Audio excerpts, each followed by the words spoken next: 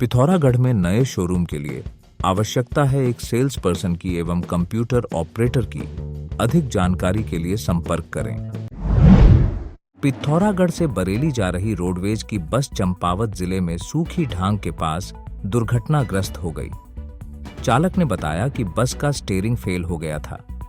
चालक ने सूझबूझ का परिचय देते हुए बस को खाई में जाने से रोकने के लिए पहाड़ी से टकरा दिया। सभी यात्री सुरक्षित हैं।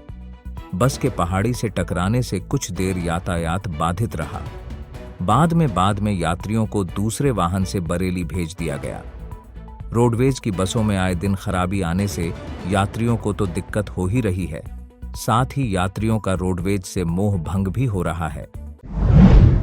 पिथौरागढ़ के गुरना क्षेत्र में एक शावक का शव मिलने के बाद गुलदार की सक्रियता बढ़ने से वन विभाग अलर्ट हो गया है। प्रभागीय वनाधिकारी आशुतोष सिंह ने बताया कि गुलदार गांव की सीमाओं खेतों और सड़कों पर दिखाई दे रहा है। उन्होंने लोगों से सतर्कता बनाए रखने की अपील की है। वन विभाग की टीम ने क्षेत्र में मुनादी कर लोगों को जागरूक किया।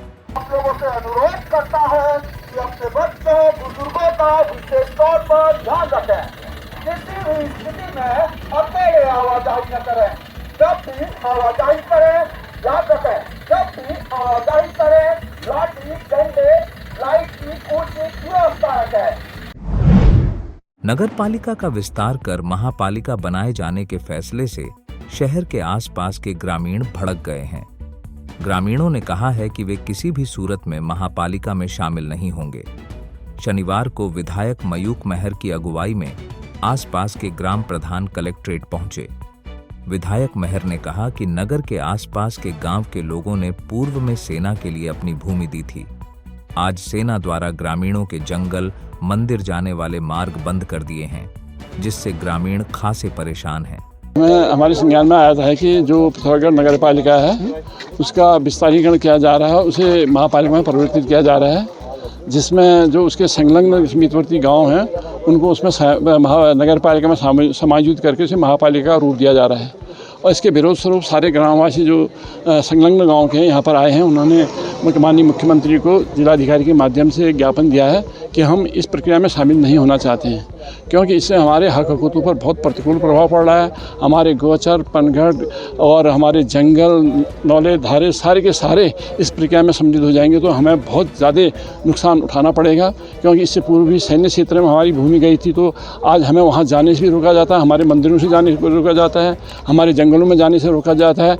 तो उसके परिणाम स्वरूप अब सारे क्षेत्रवासी सतर्क हो चुके हैं और किसी भी कीमत पर इस प्रक्रिया में शामिल नहीं होना चाहते हैं, क्योंकि आज भी ग्रामीण क्षेत्र में जो ये गांव हैं उनमें करीब 70 से 80 या 90% तक कृषि योग्य भूमि है और उस कृषि योग्य भूमि में विकासखंड से हमें बहुत ज़्यादा सहयोग मिलता है।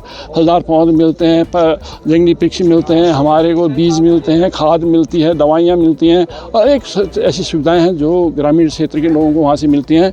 अगर हम शहरी क्षेत्र में शामिल हो जाते हैं तो हमें टैक्स के सिवाय कुछ नहीं देने के सिवाय कुछ नहीं मिलेगा। गांव को महापालिका से बाहर रखने की मांग का ज्ञापन जिला अधिकारी के माध्यम से मुख्यमंत्री को भेजा गया।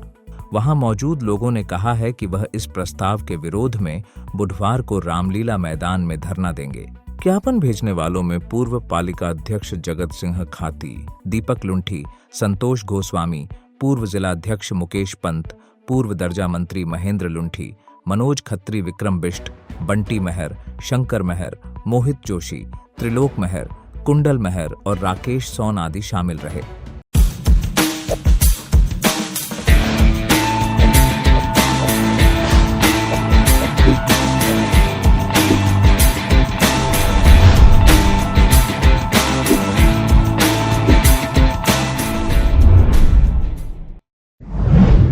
पिथौरागढ़ के जिला अधिकारी रीना जोशी के निर्देश पर अपर जिला अधिकारी डॉक्टर शिव कुमार बर्नवाल ने जवाहर नवोदय विद्यालय गंगौलीहाट का निरीक्षण किया। निरीक्षण में परिसर में साफ सफाई का अभाव पाया गया। विद्यार्थियों ने शिकायत की कि उन्हें जो चावल परोसा जा रहा है वह कच्चा है। अपर जिला अधिकारी ने बच्चों को परोसे जाने वाले चावल को चखा। उन्होंने कहा कि चावल में कोई स्वाद नहीं पाया गया, न पौष्टिक है, साथ ही कुछ अलग तरह का लग रहा है। इसकी जांच कराई जा रही है। जो उनका फूडिंग का हमने देखा, उसमें थोड़ा सफाई कम है। बच्चे शिकायत कर रहे थे कि जो चावल उनको परोसा जा रहा है वो कच्चा पकाया जा रहा है।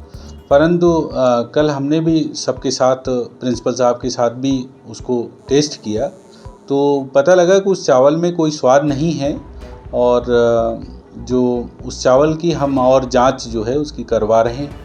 इसी प्रकार जो स्वच्छता सफाई वो प्रॉपर होनी चाहिए वो अभी नहीं मिली। उन्होंने कहा कि फिलहाल प्रधानाचार्य को व्यवस्था में सुधार के निर्देश दे दिए गए हैं। जांच में कोई गड़बड़ी सामने आती है तो ठेकेदार और भोजन समिति के खिलाफ नियमानुसार कार्रवाई की जाएगी। डौबांस क्षेत्र के ग्रामीण शनिवार को जिला मुख्यालय पहुंचे।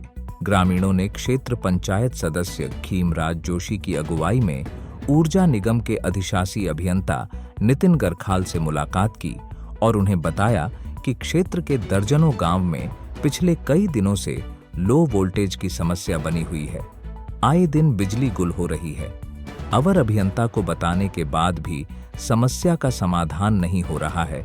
ग्रामीणों ने कहा कि विभाग समस्या का समाधान नहीं कर पाता है तो उनके कनेक्शन काट दिए जाएं और उन्हें बिजली का बिल न दिया जाए।